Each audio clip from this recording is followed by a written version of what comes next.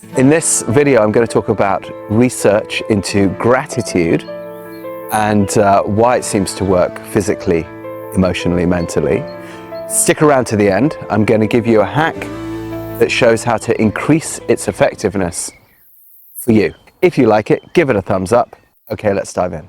Hi, I'm Rupert Isaacson from longridehome.com. I'm going to talk about gratitude and why it works. We know that gratitude makes us feel better. We know that gratitude is a state of love. We know that states of love, again, make us feel better. But is there science behind it? Presumably there must be, because feeling something means that some hormone must be activated somewhere. If the endocrine, the hormonal system, is activated, surely that is by its very nature scientific.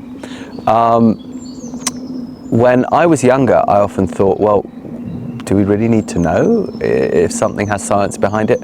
If it clearly seems to work, if the proof's in the pudding and we feel better, isn't that enough?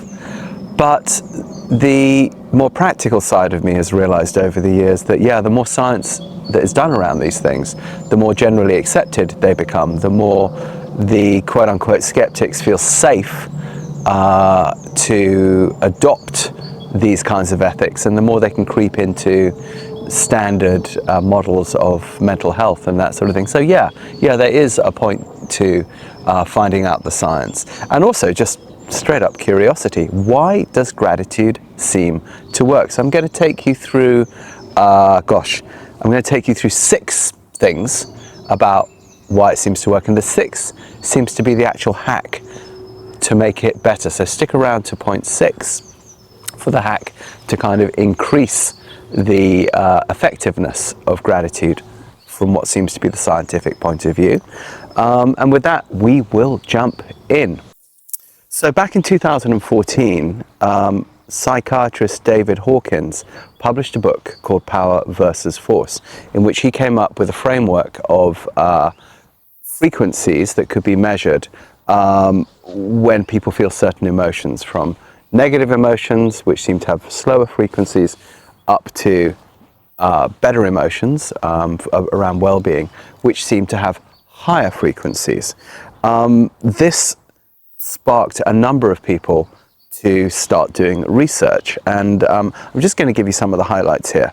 So David Hawkins is my first point there. Number 2 is biologist Bruce Tainio, or Tainio, T-A-I-N-I-O, who came up with measuring when people were in a state of gratitude. He seemed to narrow it down to about 540 megahertz, which it's interesting, if you add 5 and 4 together, you get 9. That seems to sit on what's called the Solfeggi scale, which we're going to make another video about, which seem to be the frequencies in music around human well-being and cellular mitochondrial well-being, all of which, when you put them together, interestingly add up to 9. Tesla wrote about this considerably. 540 hertz, that's up considerably from the human base resonance, which seems to be around 62 to 78. So people in that state of gratitude definitely seem to be vibrating at a much higher frequency. Okay, then biophysicist, this is our third one, Glenn Ryan, found the state of heart coherence, and this has been taken on in great depth by the HeartMath Institute in California, which you should absolutely check out. So biophysicist Glenn Ryan found that a state of heart coherence repairs and activates DNA, so gratitude statistically increases your chance of healing. Number 4, the University of Kassel, back in the early 2000s, found that human hearts emit an average of 20 photons, these are light particles, per second. But someone in a state of appreciation and loving kindness seemed to increase that increase of photons to 100,000 per second. Number 5, what about more mainstream scientific studies, because what I've given you so far were the sort of pioneers. Well, after a quick Google, I found 2017, University of Berkeley finding increased mental health alongside gratitude, and now just quickly here looked up Harvard. Harvard is telling us to go look at the research of Dr. Robert Emmons of the University of California, Davis, and Dr. Michael E. McCullough of the University of Miami, and their research on gratitude, which seems to, and Dr. Martin E.P. Seligman, with an S, Seligman, a psychologist at the University of Pennsylvania. We're being pointed by Harvard to look at their research into gratitude and mental health, better mental health outcomes. Okay, so clearly there's a lot of science out there. Here's the hack. This is our sixth thing.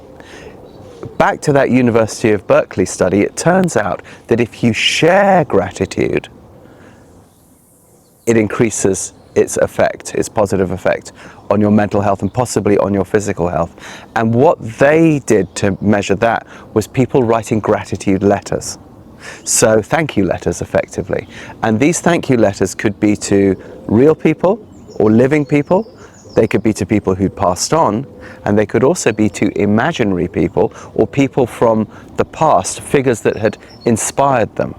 It turned out it didn't much matter who you shared your gratitude with or expressed your gratitude to.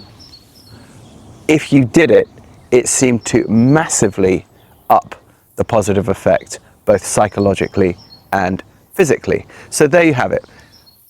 The effects of gratitude do seem to be scientifically proven. There's research going on all the time.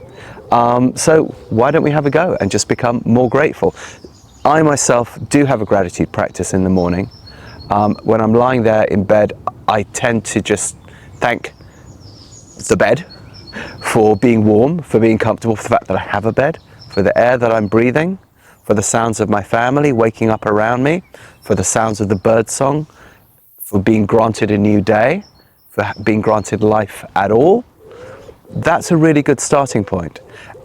From there I go to other things. But I have found that since I've started doing that, I feel better. Without a doubt, physically, mentally, I feel better. All right, we're going to go into the science of this much, much more deeply over on our website, longridehome.com. That's our little BESA program, which is about where science and shamanism intersect and how we can bring these things into our daily lives. So if this was helpful to you, please go over there. Please also hit the subscribe button, share it with a friend. The more of us out there feeling grateful, perhaps the better place the world. Who knows? See you on the next video.